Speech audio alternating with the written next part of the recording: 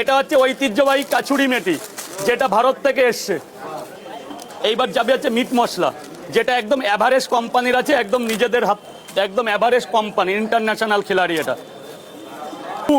সেই বীরভূম জেলার ভাজা বাদাম কোম্পানির নাম কিন্তু দিয়ে দিয়েছে একদম মৌনিক। এটা কিন্তু কাঁচা বাদাম না, কেউ বলবেন এটা কিন্তু ভাজা বাদাম, কিন্তু বীরভূম থেকে এসছে ডাইরেক্টলি। যেটা 12 রকম দিয়ে তৈরি হয়েছে। এটার মধ্যে আছে জায়ফল, লবঙ্গ, জয়িত্রী।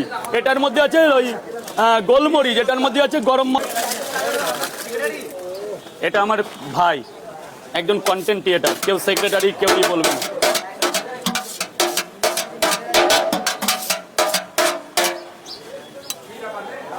ওহ, হ্যাঁ তা দেবো না। হ্যাঁ হ্যাঁ, শুকনো ফোড়নটা এটাকেই বলে। এটাই তো, তুমি সত্যি বাঙালি, এটাকে শুকনো লঙ্কার ফোড়ন বলে, রাইট। মশলা কষানোর সময় শুকনো লঙ্কা দিতে হয়। এটা হচ্ছে ঐতিহ্যবাহী কাছুরি মেথি, যেটা ভারত থেকে এসছে।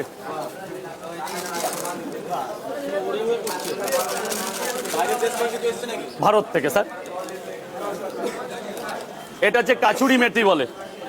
এইবার যাবে হচ্ছে মিট মশলা, যেটা একদম এভারেস্ট কোম্পানির আছে, একদম নিজেদের হাত, একদম এভারেস্ট কোম্পানি, ইন্টারন্যাশনাল খিলাড়ি। এটা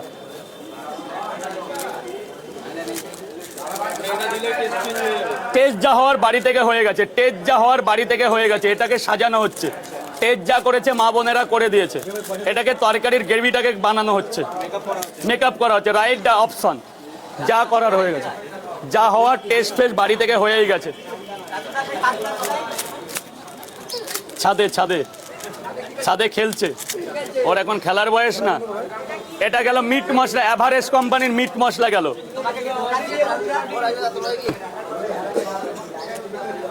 তাহলে কি কি গেল? বানভট্ট, কাচুরি মেথি গেল, মিট মশলা গেল। এবার যাচ্ছে সেই বীরভূম, সেই বীরভূম জেলার ভাজা বাদাম কোম্পানির নাম কিন্তু দিয়ে দিয়েছে একদম মৌনিক। এটা কিন্তু কাঁচা বাদাম না, কেউ বলবেন এটা কিন্তু ভাজা বাদাম, কিন্তু বীরভূম থেকে এসছে ডাইরেক্টলি। ওটা তো কাঁচা বাদাম আর এটা তো ভাজা বাদাম। এই যে বাদামের পরে কিন্তু একটা মশলা যাচ্ছে, যেটা 12 রকম দিয়ে তৈরি হয়েছে। এটার মধ্যে আছে জায়ফল, লবঙ্গ, জয়িত্রী। এটার মধ্যে আছে ওই গোলমরিচ। এটার মধ্যে আছে গরম মশলা। এটার মধ্যে আছে মানে 12 রকম মশলা দিয়ে একটা মিশ্রণ তৈরি হয়েছে। এটাও কিন্তু সেই এভারেস্ট কোম্পানি। এটাকে অনেকে বলে বিরিয়ানি মশলা, কিন্তু এই মশলা দিলে আর বিরিয়ানি খেতে হবে না, চাল চাল থেকে যাবে। এটা হচ্ছে সেই 12 রকম মশলা দিয়ে একটা মশলা। মানুষের মুখের কথা কখনো সত্যি হয় না। এই যে মশলাটা দিয়ে দিলাম, মানে একদম ছড়িয়ে গেল। এরপরে হালকা করে মিট মশলা করে দেবো, যাতে গ্রেভিটা না বেরোয়, তরকারিটা মাখো মাখো থাকে। এরপরে মিট মশলাটা দেওয়ার কারণ কি, কাঁচা মশলা অনেকে বলছে, কিন্তু তারা কখনো খেতে আসে না। এটা দিচ্ছি কারণ তরকারিটা গ্রেভিটা থাকবে না, ঝোলটা থাকবে না, মানুষ যাতে খেতে পারে। ব্যাস, আমার কোর্স কমপ্লিট হয়ে গেল। এবার যে খাবে সে চলে এসো। এক প্লেটে 3টে পরোটা, আনলিমিটেড তরকারি, একটা অ্যাপেল, পেঁয়াজ, একটা কাঁচা লঙ্কা, মাত্র 30 টাকা। যাতে হবে না ট্রেনেরও টিকিট। এবার তোমাদের খাবারটা দিয়ে দিই।